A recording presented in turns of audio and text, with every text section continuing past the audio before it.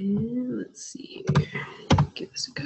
All right, welcome everybody. It's minute past 6, so hopefully everyone that's joined us is signed in.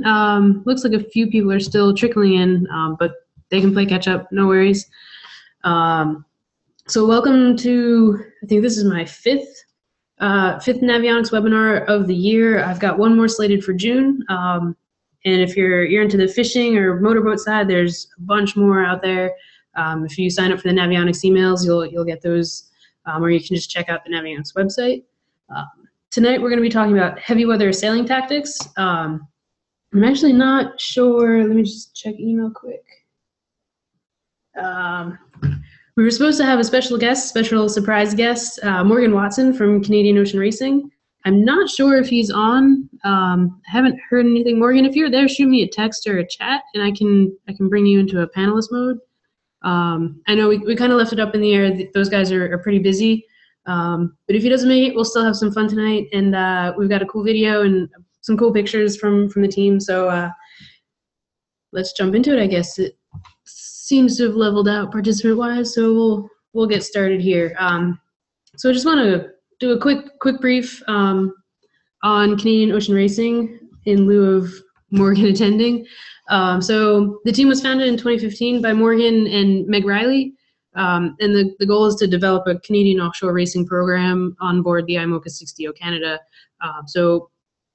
The team right now is co-skippered by Morgan and Sandy McPherson, and they've got their eyes set on doing the Barcelona World Race in 2018 and the Vendée Globe in 2020. So Barcelona World Race is a double-handed around the world race, and the Vendée is a single-handed. So these guys are out there training. I think Morgan's got 8 transatlantics under his belt at this point, and Sandy's just as comparable.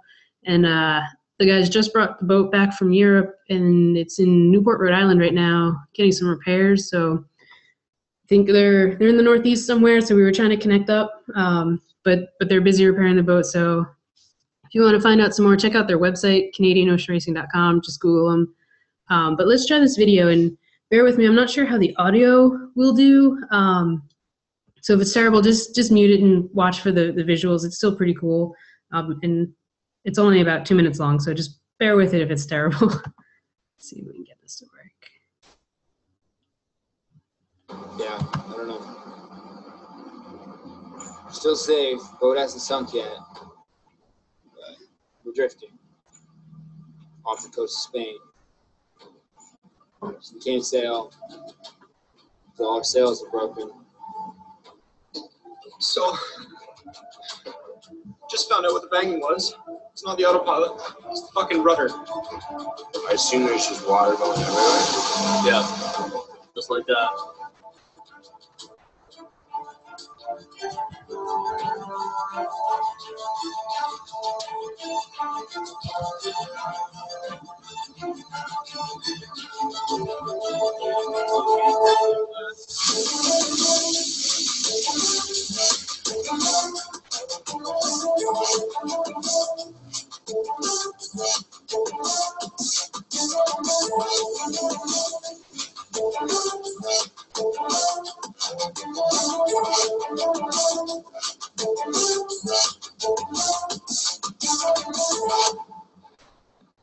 So last night the pilot broke again. I woke up to the main on the wrong side, the boat in all sorts of trouble, and it wouldn't work. And then finally I solved the problem. I don't know what I did. I put the new motor in and I wired it. I had to start the generator so that I could solder the wires to the actual motor. And it's working. It's working. Wish I could go to the Azores.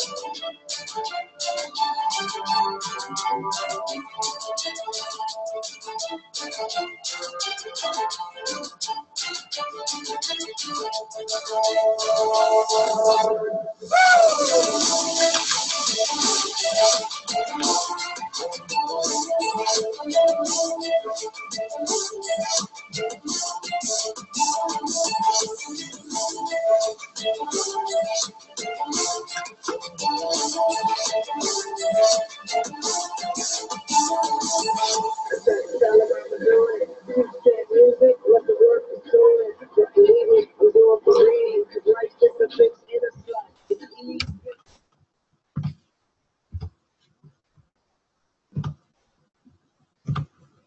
All right, so hopefully you guys enjoyed that. Just a little taste of Canadian ocean racing. You can definitely tell the highs and lows of offshore sailing, and you can see they kind of get themselves into some gnarly weather. So um, I don't know. Haven't heard anything from Morgan, so it looks like he's a no-go for tonight.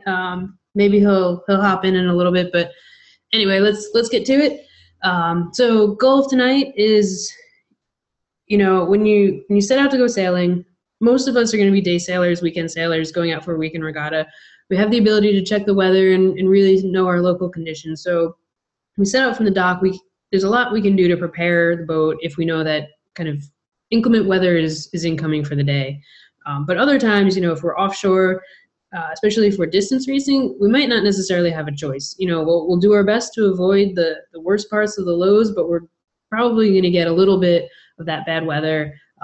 Or if you're sailing, along the equator and the doldrums, Caribbean area, you're going to get a lot of squalls coming through. So, sometimes it sneaks up on you, and really we want to make sure that we're prepared for whatever Mother Nature throws our way.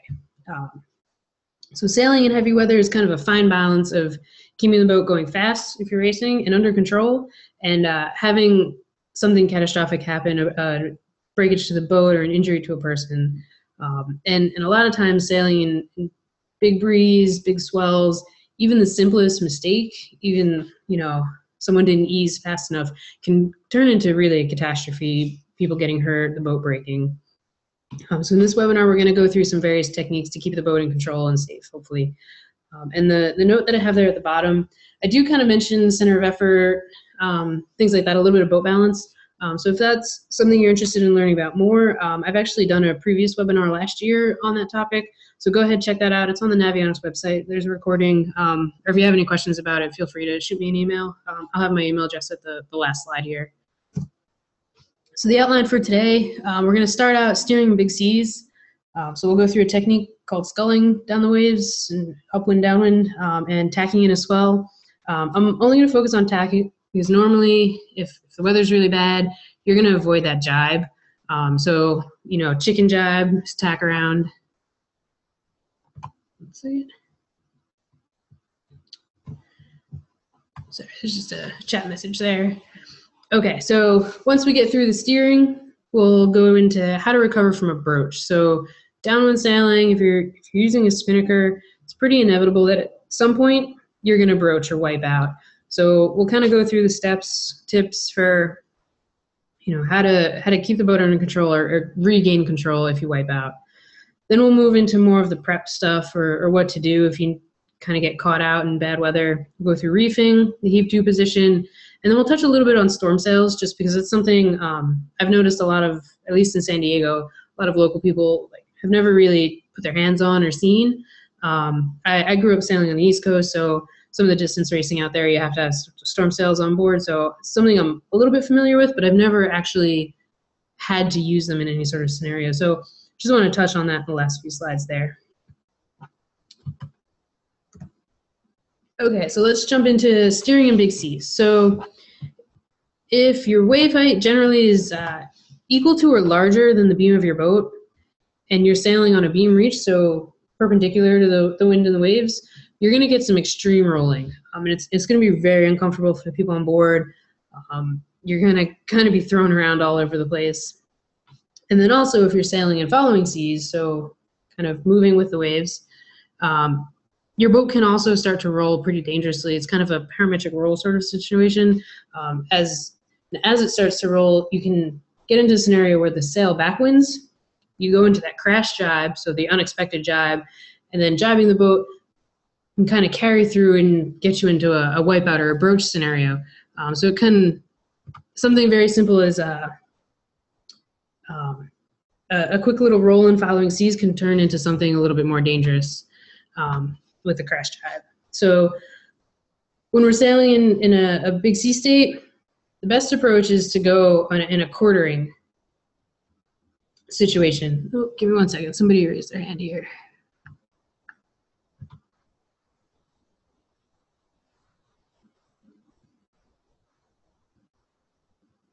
Oh, okay.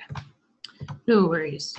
All right, so best approach is a quartering. So angled off about 45, 60 degrees to the wind, bow quartering or stern quartering seas, or about 45 degrees to the waves. And you can do upwind and downwind this way. So the quartering sea approach keeps the boat a little bit more stable. It's still going to roll, but it won't be as severe as like the beam reach. Because you're in the downwind scenario, because you're not dead downwind, you're kind of off on the angle and the broad reach, you're going to reduce the chance of that crash jab. And then the more stable roll and kind of less of a surging, especially downwind, the helm's going to have a little bit more control steering. So you have the ability to steer down a little bit, you have the ability to steer up a little bit, and then the same upwind, you're going to be off the wind slightly. So, you know, if you need to control the boat a little more, you can pinch up into the wind, or you can bear away a little bit. So it gives you more options available to the helm and better control. So what we'll get into in the next few slides is a technique called sculling. So you may have heard this, you know, if you just move the rudder back and forth, you can scull. Kind of, if it's light wind, you can use that technique for small boats to kind of propel the boat out of a marina, say. That's something that we do somewhat often when I coach for J-World here in San Diego, just because the slipway is usually in a very protected area and we don't have motors on the J80s that we sail. So you may have heard it in that scenario, but what we'll talk about here is sculling on waves. So rather than sailing the straight line distance through the swells, you're going to take kind of this S pattern. So sculling on the waves upwind. So why should we do this? So if we try to sail a straight line course upwind, we're going to ride up over the wave, the bow's going to slam down. And, you know, if you're sailing into incoming waves, it's going to be every few seconds the boat's going to slam down. It's going to be really jarring for you on board, especially if you're on a long distance race and people are trying to sleep down below. And, you know, if you slam hard enough, the bow will submerge and you can actually jolt the boat to a stop as you plow into the wave. So obviously not good for your rigging because that's still under full force up in the sail. So if you think of stopping the hull but letting the rig continue forward, you know, you're going to put a lot of stress on the boat that way. So when we scull, we're going to take this S approach and kind of try to limit that slamming. So how do we actually do it? As the waves approach, we're going to pinch up into the wind a little bit as the wave kind of overtakes the boat. And that's going to depower us as we pinch into kind of the no-go zone. We pinch up as we get to the crest and start to roll over the backside. We're going to fall off slightly and kind of repower the boat. So the pinching up depowers us, slows us down a touch, keeps the boat from slamming over the backside. And as we come around, we ease off, repower, get that speed back up down the backside, and then we just kind of keep repeating that. So a little bit easier said than done, but just keep the mindset, pinch up, slow the boat down as we get over the crest, fall off, regain that speed. So this is kind of a cheesy illustration just to kind of show what's going on. Obviously my squiggle is a little bit exaggerated, but this is the best I could do with word art. So you can see the boat's approaching the wave, kind of pinch up into the wind, depower, get over the crest. As we come around the crest, we're going to fall off, regain that speed, and generally works out to be about the same position as if you were steering the straight line course. We're just trying to avoid that slamming through every wave. Downwind, on the other hand, we're just going to reverse the technique. So when I said before we pinch up into the wind to depower, we want to keep in mind that when we're sailing downwind with spinnakers up, heading down a little bit more toward the dead downwind position is actually going to depower the boat. So the mainsail will block some of the wind from the spinnaker and help slow the boat down, and you're going to increase that apparent wind angle. So just keep that in mind when we're sailing downwind. So if we reverse the process, as the wave overtakes us, we're going to bear away. And then as we start to get to the crest of the wave and come over, we're going to head up slightly and repower the boat. So this is going to keep us from just plowing down, but still give us the opportunity to catch the surf, hopefully, if you do it right. Don't be afraid to steer aggressively. So what typically happens, this is our boat, my right hand here, in the incoming quartering wave. As that wave hits the stern, it's going to want to drive the bow up into the wind because it's going to push the stern, right? So if you don't touch the wheel, the boat's inevitably going to round up into the wind, and we can get that wipeout. So what you want to do is, as the wave approaches, steer aggressively to bear away, catch the wave, don't let it steer you upwind. So we head down a little bit with it, depower to prevent that wipeout. And then as we get to the crest, we're going to heat up again. Once we're in control, heat up again, repower, and then try to catch the surf down the wave, and then we'll repeat as we go through. So then again, a little bit of a crude illustration here, but just showing, you know, bear away, depower, head back up, catch the surf. So hopefully that kind of makes sense. If we were out on the water, I'd be able to talk you through it a little bit better. But really, once you start to get a feel for it, you could do it with your eyes closed, just feeling the incoming waves come in. And especially useful when you're sailing at night and you really can't see the incoming waves. It's just knowing the feel of the boat, being able to steer down, steer back up, those sorts of things. So it definitely takes a little bit of practice in the daytime, but should, once you have it down pat, should translate really well into night sailing if you are a distance racer. So when to tack in a swell. So the first bullet there is generally when you tack, you're losing speed anyway. And when you tack in a heavy swell, you know, having to ride up a wave and maybe slam over, we could greatly reduce the speed and maybe even get to a point where, you know, the bow goes head to wind and the wind's so strong that we can't actually complete the tack and we actually kind of get into irons, drift backwards, or have to head back in the same direction. So the approach to take is, you know, if you have to tack, look for that lull. Maybe the waves are coming in sets, so maybe wait for the last wave of a set to come through and then throw your tack in quickly. But sometimes that's not a luxury that we have. Sometimes you have to tack in your swell, especially, you know, here in San Diego, we don't really get bad weather, but we can get a pretty big swell if there's a low pressure offshore.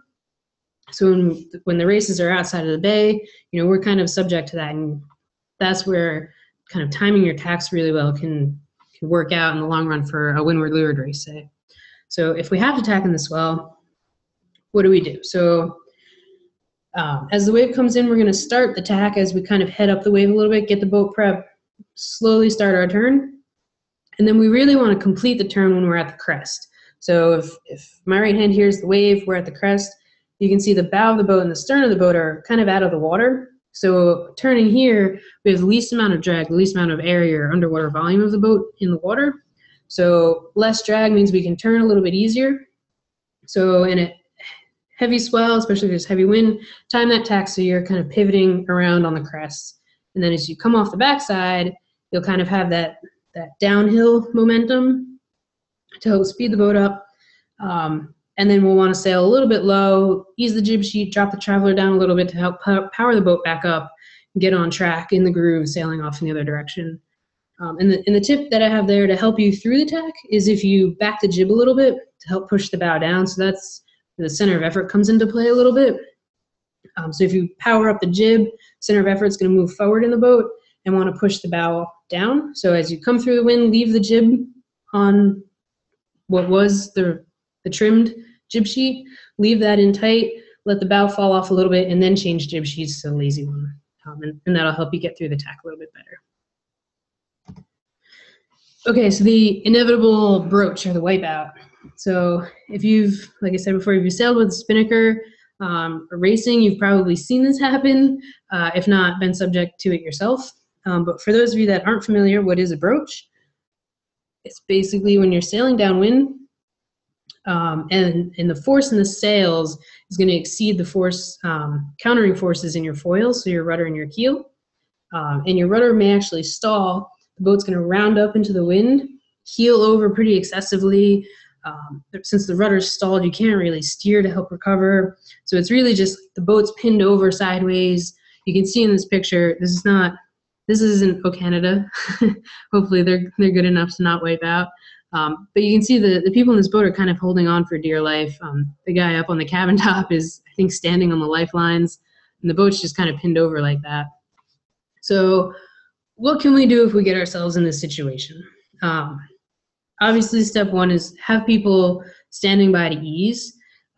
This seems pretty logical, but you know, if you're in a casual beer can race, say, you know, maybe it's the first time out on the water in a few weeks. Your crew up on the rail is going to want to kind of be chit-chatting or talking about other things, maybe not really paying attention. And these broaches can come really quickly. So if you don't have someone ready to go, ready to ease, you know, those few seconds can really make the difference in not broaching. So have someone on standby on the main sheet, someone calling puffs too. I didn't add that bullet, but someone calling the puffs so that the main's ready to trim. Don't cleat your spin sheets or your guys if you're doing a symmetric setup. And when it hits, just ease them as far as you can. Try to take all the power out of the sail. The next one is blow the vang. So when it's particularly windy, we usually designate someone to just hold the line, the vang line or the clutch. And, you know, when you start to feel it go, just blow that clutch, let it go, let it open up. That's going to open up the leach of the sail and depower the top, which will help with that healing moment that's going on. And steerage-wise, so now we've eased all our sails, depowered as much as we can. Steerage-wise, you know, your rudder's stalled. There's not much you can do. You kind of have to let the roundup happen, kind of get a little bit of forward speed through that, and then try to get the flow over the rudder to steer yourself back down. So it's a frightening maybe 10 seconds before that happens, but you will eventually be able to gain enough flow over the rudder to head back down. And then once the boat flattens out, you're kind of basically at starting back from scratch because you've eased your sails all the way. So retrim and reset the boat, get sailing again, get everyone, have everyone breathe and kind of just forget about what just happened, focus on kind of preventing that and the next steps. All right, so let's jump into reefing now. So this is something that we can prep for on the dock before we go out. Something if you're sailing offshore in a distance race that you should probably already have set ready to go at a moment's notice. And the first bullet there is probably the biggest takeaway. I don't know that I can emphasize it enough, but reef early and reef often. And if you're thinking about reefing, you probably should have already done it. So I know I've met a lot of macho guys out sailing who think reefing is kind of an escape. So, you know, the macho men don't reef, but you're really, by not doing that, you're not sailing the boat efficiently. So you can reef the sail, have a little bit less power, but actually have better speed than someone that has their sail full mast. So what does reefing actually do for us? So it reduces the amount of sail up, the amount of area that we can generate lift over. By doing that, we can reduce weather helm on the boat, so whoever's on the helm won't have to be fighting as hard to keep the boat sailing down, not rounding up into the wind. So it kind of keeps the boat balance in check a little bit better. Inevitably, there's a little bit of slip to leeward of the boat in any sailing condition, but as the wind picks up, that slip becomes a little more. So as we reef, we're reducing that and kind of translating it more to forward motion, and that has a lot to do with the heel angle of the boat. So the more you heel, the less depth your keel has, so the less counterforce to that leeward slip. So reducing sail can help reduce the heel, which allows the keel to perform as it should, keep you from slipping sideways. And then the last bullet there makes the sails easier to handle. So, you know, your grinders aren't grinding in massive amounts of sail under massive amounts of loads. You kind of reduced it a little bit. It'll still be really difficult, but just a little bit easier for them. And then the last bullet there, if the winds are forecast to build throughout the day, make sure your reefing lines are set. So this was a mistake that we made one time in the Edley race on the Long Island Sound. We set off from the dock, we hadn't set the reefing lines, and it was the one time that the wind just built throughout the day, and I think we saw gusts in the 40 knot range, and it was awful. I think when it was up around 20, we had to send a guy up onto the boom to thread the reefing line through the grommet in the back, which was slightly terrifying for everyone on board because, you know, the chance of injury increases, and you don't really want to have to put your crew through that sort of scenario. So if the wind's forecast to build, make sure those lines are set because you don't want to have to send someone aloft in those conditions. And the reefing line, you can see in this picture here a little bit on O Canada, comes out of the boom and goes up through a grommet in the sail, a little eyelet, middle eyelet, and then it'll come back down, and we'll explain that process in the next slide here. So the actual reefing process, when I coach, I like to say we start at the mast and we move back. So we're going to adjust the luff of the sail, get that set, and then we'll move back and adjust the clew of the sail. So step one is obviously ease main sheet in the vang, which will allow the boom to lift up a little bit. If you have a topping lift on your boat, so the line that from the top of the mast down to the end of the boom. Take up on that so it holds the weight of the boom, doesn't allow it to drop down. This is especially important when you're shaking the reef. So, you know, you've already reefed and you want to take it out and go full sail again. When you grind on that halyard, if you haven't taken the weight of the boom, you're actually going to be grinding on the weight of the sail plus the weight of the boom. So if you can take the weight of the boom, it'll just make your life a little bit easier. Some boats have a pneumatic vang, which can keep upward pressure. That kind of helps. So maybe those boats won't have a topping lift. So once you've got that kind of set up, ready to go, everyone's knows their job and their position. We're going to ease the halyard and drop the main down. We're going to ease until the reefing point on the luff. So reef 1 maybe you've got a few reefs. Whatever reefing point you're going for is down at the new tack location. So where the boom and the mast meet, your typical kind of tack location. Bring that grommet down to that. And then we're going to put our Cunningham, or if you have a different reefing tack line, we'll put that in and we'll make that fast. So make that nice and tight, get the new tack set. And then we'll rehoist the main and get our halyard tension set. So now we've set our luff properly. We have the tack in the right spot. Luff tension's correct. Forward end of the sail is good. So now we need to move back to the clew. So we have our reefing line already set through the grommet. All we have to do is take in on that reefing line.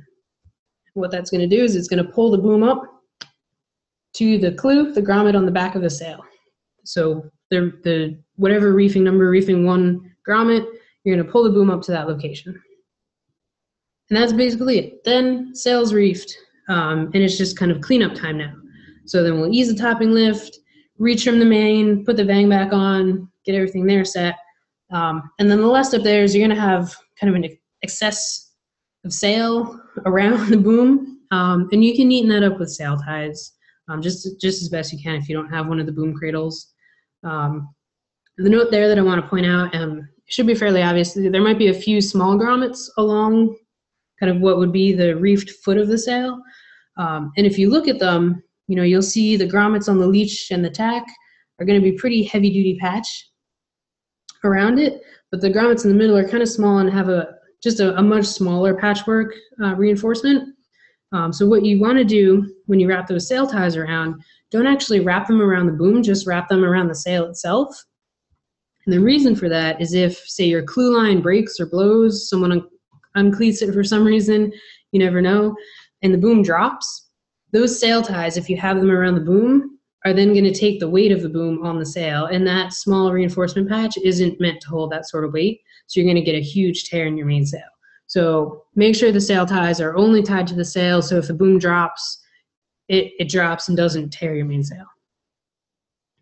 Okay, so that's reefing done. Now we're going to get into the heave-to position. So okay, let's start with what is heaving to. So it's a configuration that you can put the boat in where you don't really have to steer, boat doesn't really make forward progress, it kind of settles out. So in the best case scenario, you're in a heave to maybe eat lunch or have a picnic or go down below and check your charts. In the worst case scenario, you're going to be heaving to so that you can go fix something on the boat, something that broke, or to just kind of take a breather for a second in the weather. So how do we actually do it? What we're going to do is we're going to be sailing close hauled, sailing into the wind, sails trimmed properly, and we're going to start to try to slow the boat down by pinching up into the no-go zone. Get the boat as slow as possible, as slow as you can for the conditions really, but fast enough that you can still tack the boat. That's kind of an important note there. And then step 3 is actually tack the boat. Go through the full tack, try to make it nice and slow, try to kill a little bit more speed as you come through irons, come through head to wind. And the important part here is don't release the jib. Let it backwind when you come through the tack. So if you come through the tack, you're going to have a jib on the wrong side of the boat, and your main's going to be in nice and tight. After you kind of settle out on your new tack, push the tiller away or turn the wheel so that the boat wants to head back into the wind. And then you secure it off, and you can basically go hands free. You can have lunch, you can go fix whatever, you can go down below, whatever you need to do. But what's happening to the boat in this scenario? So this gets into a little bit of the boat balance. So the jib being backwinded is when it powers up, it wants to force the bow down away from the wind. The main, on the other hand, being trimmed in properly, plus the rudder angle, wants to head the boat back up into the wind. So the boat goes through this kind of S pattern. The jib powers up, heads the boat down, then the main and the rudder power up, head the boat back up, kind of right on the verge of the no-go zone, and then it just kind of reverses this process. And the boat doesn't really move forward, kind of very slowly meanders its way. A little bit of side slip will happen, but it's a pretty controlled scenario. And then when you're ready to keep sailing, you can just release the jib, take it in on the new side, obviously release your tiller or your wheel, and then you can sail off in that direction. All right, final topic, storm sails. So, you know, you probably will most often find that storm sails, if you have them on board, are kind of just like a safety blanket, that even if you have them, they're probably buried down in the bilge or something, and you've probably never brought them up on deck or ever used them. But what is a storm sail? So it's usually a small triangular sail, brightly colored. So in this picture, they're orange here for visibility. And they're going to be made of a really heavy material, durable material, so they can withstand the high winds. But I skipped a few bullets that I put in here. So why do people rarely, if ever, use them? Because usually a deep reef, a second reef or a third reef, some boats will have a fourth reef. Most of the time it's kind of not recommended because you're putting a lot of weight aloft on the sail. So you can space out your first, second, and third reefs a little bit better and not have to have the fourth. But really being able to reef your sail down farther and furling the head sail is a lot easier and just as sufficient for what a storm sail would do. But if you are kind of racing across oceans or in a distance race that requires them, you'll probably have them on board and should probably know how to use them. So when would we use them? If, say, we set out on a boat that only has one reef, and we're offshore and we find that we need to reduce our sail more, but we don't have the option to go to a second reef or a third reef, that's a scenario where we would put up a storm sail. You know, we've run out of reefs, but we still need to reduce sail to keep the boat balanced, not be fighting weather helm, maybe just depower the boat a little bit more. So we'll go through the two different ones. So the storm trysail is going to take the place of the mainsail. Typically, it'll be rigged a little bit high on the mast. So you can see in this picture here, there's quite a big gap between the foot of the storm trysail and the boom. And the reason for that is, you know, often you drop your main down, you have it kind of piled up around the boom. It just allows the trysail to be above that. And then also the secondary is if you have huge waves crashing over the deck of the boat, it'll be above that.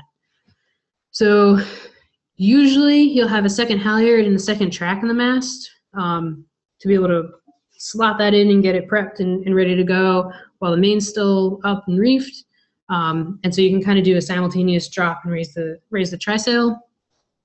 If not, you have to drop your main and then set the trysail, so you're kind of at the mercy of either just your head sail or bare poles in that scenario. So that's why the second track is a little better.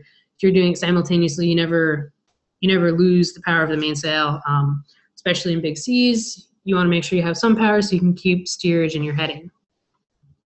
I don't know if you noticed on the picture, but the foot's loose on it, so it's not attached to the boom, and the lines that come from the clew are actually also independent of the boom. So you typically run those back to a turning block and then to a winch. And then you would, when you tack or jibe, control the storm trysail like you kind of would jib sheets. So there's one per side. So you'd have to switch over. You have a lazy sheet and a working sheet. The storm jib is basically just a high cut jib. And the reason for that, you can see here again, if you're getting a lot of waves over the deck, it keeps the sail clear so it's not getting pummeled every time a wave comes over. You can also set the tack up a little bit higher if you need to. You just kind of adjust the lead position. Most are made to hank onto a forestay. So hanks are kind of metal clips that you can put around your forestay. So you drop your jib, you'd hank this on and hoist it. But there are some systems out there that I've seen online where if you have a furling jib, it actually kind of just hooks around that furling jib and forestay kind of combo package. So it'll hook around that, and then you can sail your storm jib. So the big tips here are, if you are sailing offshore or if you're in a race or something like that, don't bury these sails down under every other sail. You probably won't use them, but in the event that you need them, you want to be able to access them quickly. You don't want to have to send 4 people down below to move, your number 1 out of the way so you can get at them, or just 4 people down to search. We don't know if we put them forward or aft. Where are they? So make sure you know where they are and they're easily accessible. And then because they are somewhat difficult to set up, with the second track, second halyard, and running the clue lines on the trysail, I recommend going through a dry run of the dock so that you can get familiar with the sheeting positions and just the whole process.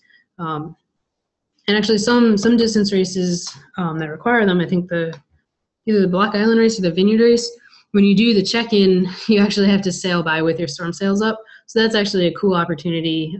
That's the only time I've ever sailed with a storm sail is for the check-in for that race. But it's a little comical to see all these boats in nice weather with their storm sails up.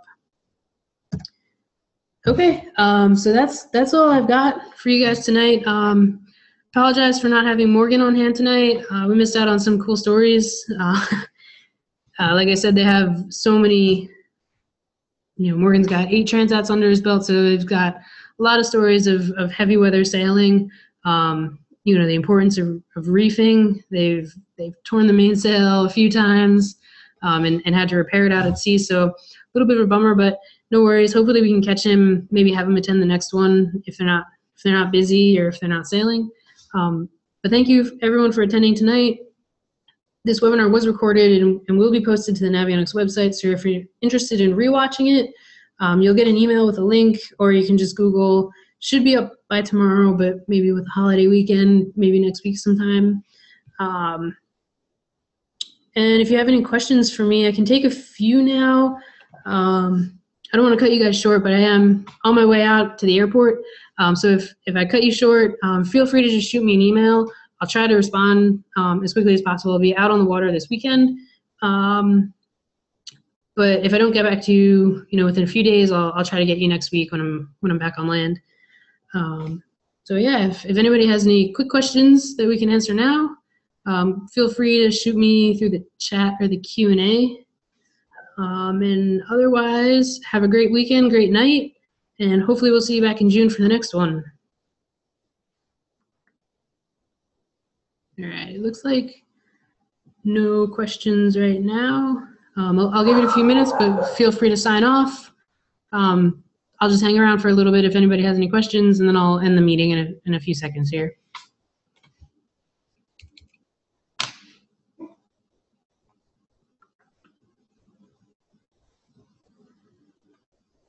Alrighty, guys, good night.